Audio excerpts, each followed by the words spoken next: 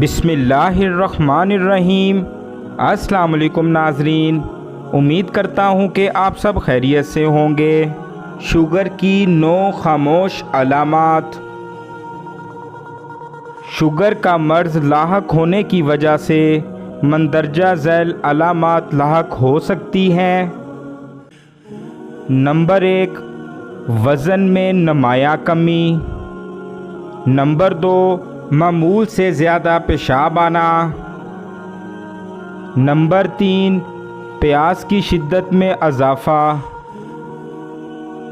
نمبر 4، نظر کی کمزوری۔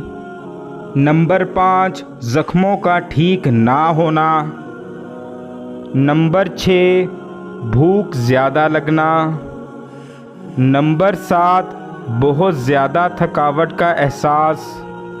نمبر 8، جلد کی خشکی۔